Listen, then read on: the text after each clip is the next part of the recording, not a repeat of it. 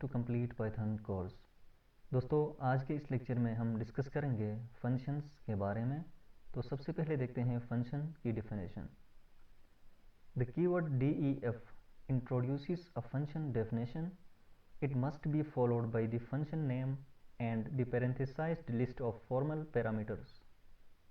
The statement that form the body of the function starts at the next line and must be indented. तो दोस्तों, function जो होता है वो def keyword से स्टार्ट होता है पाइथन प्रोग्रामिंग लैंग्वेज के अंदर, और def कीवर्ड के फ़ौरन बाद फंक्शन का नाम, और नाम के बाद जो है हम पैरेंथेसाइज यानी कि पैरेंथेसिस लगाते हैं, और पैरेंथेसिस के अंदर जो है हम पैरामीटर्स पास करते हैं। जितने भी पैरामीटर्स की हमें ज़रूरत है उतने पैरामीटर्स हम इन पैरेंथेसिस के अंदर पास करते हैं, और इसके बाद जो है कोलन लगाते हैं पैरेंथेसिस के बाद, और नेक्स्ट लाइन में हम जो है 4 स्पेस या 1 टेप इंडेंट करने के बाद फंक्शन की बॉडी स्टार्ट होती है। तो इसका सिंटैक्स हम देखते हैं। तो इसका सिंटैक्स जो है, सबसे पहले def कीवर्ड और इसके बाद जो है फंक्शन नेम, यहाँ पे जो है फंक्शन का नेम होगा। फंक्शन नेम के बाद पैरेंथेसिस के अंदर हम जितने भी चाहें पैरामीटर्स यहाँ पे पास कर सकते हैं। 1 भी हो सकता है, 2 भी हो सकते हैं, 10 भी पैरामीटर्स यहाँ पे पास कर सकते हैं। इसके बाद कोलन, और कोलन के बाद जो है हम नेक्स्ट लाइन में 4 स्पेस या 1 टेप इंडेंट करने के बाद फंक्शन की बॉडी यहाँ से जो है वो स्टार्ट होती है। तो एक एग्जाम्पल देखते हैं। तो इस एग्जाम्पल में आप देखते हैं सबसे पहले जो def कीवर्ड है, ये इस def का मतलब है डिफाइन, और ऐड इस फंक्शन का नाम है। ये फंक्शन क्या करता है, 2 पैरामीटर्स यहाँ पे हमने पास किए हैं। तो ये फंक्शन जो है यहाँ पे जो भी हम नंबर्स पास करेंगे इनको ऐड करता है, और इनका सम जो है वो रिटर्न करता है, ये ऐड फंक्शन। तो इसको हम जो है जुपिटर नोटबुक के अंदर कोड करके भी देखेंगे, और एक दूसरी एग्जांपल यहाँ पे हम देख सकते हैं। ये एग्जांपल def और fib फिब के नाम से, फिब से मुराद फिबोनाची सीरीज़ है। और ये फंक्शन क्या करता है, यहाँ पे हम जो भी नंबर पास करेंगे उसका फिबोनाची सीरीज़ में जो भी हम नंबर्स प्रिंट करना चाहते हैं वो नंबर्स यहाँ पे प्रिंट हो जाएंगे। तो यहाँ पे इस फंक्शन के अंदर जो है हमने वाइल लूप भी इस्तेमाल किया है, और प्रिंट फंक्शन के ज़रिए से उन नंबर्स की सीरीज़ जो है वो हम प्रिंट करेंगे। तो मूव करते हैं दोस्तों जुपिटर नोटबुक की तरफ। तो हम डिस्कस कर रहे थे फंक्शंस के बारे में। तो फंक्शन जो है वो स्टार्ट होता है def कीवर्ड से, यानी कि def। तो यहाँ पे आप देख सकते हैं ये इस वक्त ग्रीन हो चुका है, यानी कि हाईलाइट हो चुका है। तो ये कीवर्ड है पाइथन प्रोग्रामिंग लैंग्वेज के अंदर built in keyword, def means define. तो इसके बाद जो है यहाँ पे मैं फंक्शन का नाम लिखूँगा ऐड फंक्शन। इसके बाद जो है हम यहाँ पे पैरेंथेसिस लिखेंगे, और पैरेंथेसिस के अंदर जो है हम जो भी पैरामीटर्स पास करना चाहते हैं, फ़र्ज़ करें मैं यहाँ पे जो है 2 पैरामीटर्स पास करता हूँ, एक num1 और दूसरा जो है num2। तो इसके बाद हम यहाँ पे कोलन लगाते हैं, और कोलन के बाद जब हम इंटर करते हैं तो ये खुद ब खुद जो है वो 1 टेब या जो है 4 स्पेस के इक्वल इंडेंट करता है। तो यहाँ से नीचे जो है फंक्शन की बॉडी स्टार्ट होती है। तो ये फंक्शन क्या करेगा, बेसिकली रिटर्न करेगा इन नंबर्स को। यहाँ पे जो भी हम नंबर्स पास करेंगे इनका सम जो है ये फंक्शन रिटर्न करेगा। तो यहाँ पे हम लिखते हैं num1 को हम ऐड करेंगे num2 के साथ। तो ये फंक्शन सिंपल क्या करेगा, 2 नंबर्स हम इस फंक्शन को एज अ आर्ग्यूमेंट हम यहाँ पे पास करेंगे, और ये फंक्शन जो है रिटर्न करेगा इनका ऐड, यानी कि इनका सम रिटर्न करेगा। तो यहाँ पे जो है मैं इसको रन करता हूँ, तो ये फंक्शन रन हो चुका है। अब यहाँ पे जो है हम इस फंक्शन को कॉल करेंगे। सिंपल फंक्शन कॉल करने के लिए हम फंक्शन का नाम लिखते हैं, और जब हम सिंपल फंक्शन का नाम लिख के कॉल करते हैं तो ये एरर शो करेगा। हमने पाइथन का जो इंटरप्रेटर है इससे पूछा कि ऐड क्या है, तो इसने कहा ऐड जो है ये एक फंक्शन है और इसमें 2 आर्ग्यूमेंट्स पास कर सकते हैं। तो यहाँ पे हम सिंपल पास करेंगे 5, 2।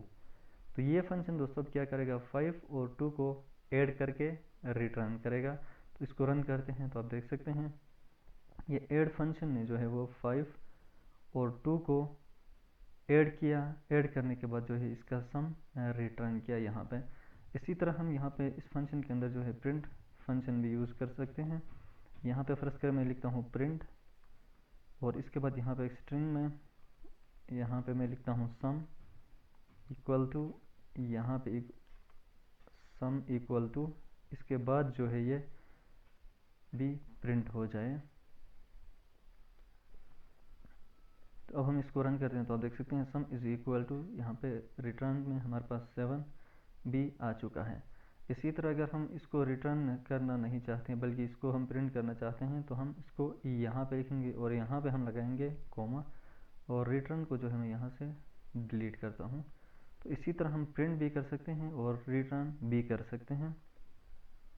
जब मैं इसको दोबारा से यहाँ पे रन करता हूँ तो आप देख सकते हैं सम इज़ इक्वल टू 7, यानी कि इन दो नंबर्स का जो है वो सम करके इसने रिटर्न किया। तो ये होती है दोस्तों पाइथन के अंदर फंक्शन डिफाइन। तो अभी हम एक दूसरा फंक्शन यहाँ पे क्रिएट करते हैं। इसके लिए मैं एक न्यू सेल यहाँ पे ऐड करता हूँ।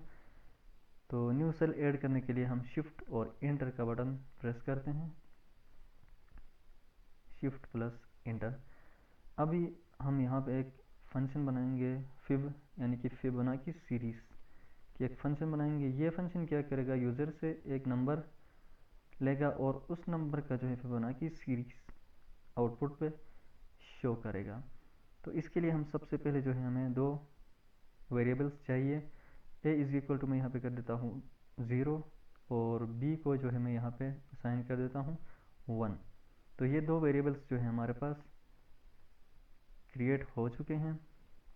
अभी हम यहाँ पे यूज़ करेंगे वाइल लूप, यानी कि यूज़र ने जो भी वैल्यू यहाँ पे इनपुट किया है उसी सीरीज़ में जो है हम फिबोनाची सीरीज़ में हम नंबर्स को प्रिंट करना चाहते हैं। तो इसके लिए हम यहाँ पे यूज़ करेंगे वाइल लूप, और वाइल की कंडीशन में हम यहाँ पे लिखेंगे ए लेस देन एन, यानी कि ए अगर जब तक एन से छोटा है, यानी कि यूज़र ने जो वैल्यू यहाँ पे पास की है उससे छोटा है, तब तक इस लूप ने चलना है। तो यहाँ पे हम सिंपल जो है वो प्रिंट करेंगे ए की वैल्यू, और यहाँ पे मैं पास करता हूँ ई। इसके बाद जो है दोस्तों वाइल लूप को हमने पहले भी डिस्कस किया था, इंक्रीमेंट करना ज़रूरी होता है, यानी कि जब तक हम इसको इंक्रीमेंट नहीं करेंगे तो ये लूप जो है वो चलती रहती है। तो यहाँ पे जो है हम ए और बी की जो वैल्यू है इनको इंक्रीमेंट करते हैं। मैं इसको डायरेक्ट लिखता हूँ A comma B is equal to, जो है ए के अंदर हम स्टोर करेंगे बी की वैल्यू और बी के अंदर हम स्टोर करेंगे ए प्लस बी। तो अब ये जो यहाँ पे जो वेरिएबल्स हमने क्रिएट किए हैं, ए बिल्कुल यही है। ए के अंदर स्टोर करेंगे हम बी के अंदर जो वैल्यू है उसको हम स्टोर करेंगे ए के अंदर, और बी के अंदर जो है हम स्टोर करेंगे ए प्लस बी, यानी कि ए के अंदर जो वैल्यू है उसको हम प्लस करेंगे बी के साथ, और बी के साथ जो प्लस करने के बाद जो रिजल्ट आएगा उसको हम सेव करेंगे या स्टोर करेंगे इस बी वेरिएबल के अंदर। ये वाइल लूप जो है तब तक चलेगा जब तक ये ए छोटा है एन से, और यहाँ पे हमने ए की वैल्यू जो है इंक्रीमेंट बी की है। तो अब मैं इसको रन करूँगा तो आप देख सकते हैं ये रन हो चुका है, और एक न्यू सेल क्रिएट करके यहाँ पे हम जो है इस फिब फंक्शन को कॉल करेंगे। जब हम फिब फंक्शन को कॉल करके रन करते हैं तो इसको भी एक आर्गुमेंट चाहिए। जब हम इसको आर्गुमेंट यहाँ पे पास नहीं करके रन करेंगे तो ये एरर देगा। तो आप देख सकते हैं फिब जो फंक्शन है हमारे पास missing one required positional argument n, ठीक है ना। इसको एक आर्गुमेंट यहाँ पे चाहिए जो हमने पास नहीं किया है।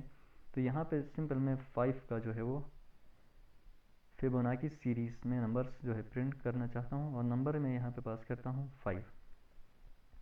तो 5 की सीरीज़ आप देख सकते हैं हमारे पास 0 1 1 2 और 3। इसी तरह जब मैं यहाँ पे पास करूँगा 50 तो ये जो है 50 तक ये नंबर्स प्रिंट करेगा, और इसकी फिबोनाची सीरीज़ जो है वो हमारे पास आप देख सकते हैं हमारे पास जो है 0 से लेकर 34 तक इस 50 की जो सीरीज़ है वो यहाँ पे प्रिंट हो चुकी है। 1 और जो है हमारे पास 1 2 3 5 8 13 21 और 34। तो दोस्तों अभी इसके बाद हम जो है एक जनरेटर फंक्शन यहाँ पे क्रिएट करके देखेंगे। और ये फंक्शन क्या करेगा, कुछ नंबर्स जनरेट करेगा, जो भी वैल्यू हम उसको पास करेंगे तो इतने नंबर्स हमारे पास वो फंक्शन जनरेट करेगा। तो सबसे पहले मैं यहाँ पे डिफाइन करता हूँ फंक्शन, और इस फंक्शन का नाम हम रखते हैं जनरेटर यानी कि GEN।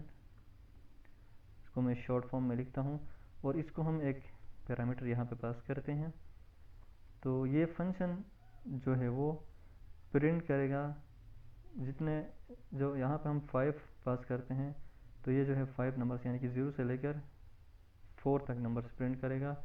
इसी तरह अगर हम 10 पास करते हैं तो 0 से लेकर 9 तक जो है वो 10 नंबर्स प्रिंट करेगा। तो सबसे पहले हम यहाँ पे जो है यूज़ करेंगे, तो सबसे पहले हम यहाँ पे यूज़ करेंगे for loop for x in range function हम यहाँ पे यूज़ करेंगे, जो हमने पिछले लेक्चर्स के अंदर डिस्कस की है। अब यहाँ पे हम सिंपल पास करेंगे n, यानी कि ये रेंज फंक्शन जो है वो 0 से लेकर इस नंबर तक नंबर्स जनरेट करेगा और इसको हम फॉर लूप के ज़रिए से आइटरेट करेंगे और यहाँ पे हम इसको प्रिंट करेंगे। यहाँ पे मैं कर देता हूँ x। तो इस फंक्शन को हम जो है यहाँ पे कॉल करके देखते हैं। जब इसको रन करता हूँ तो ये रन हो चुका है।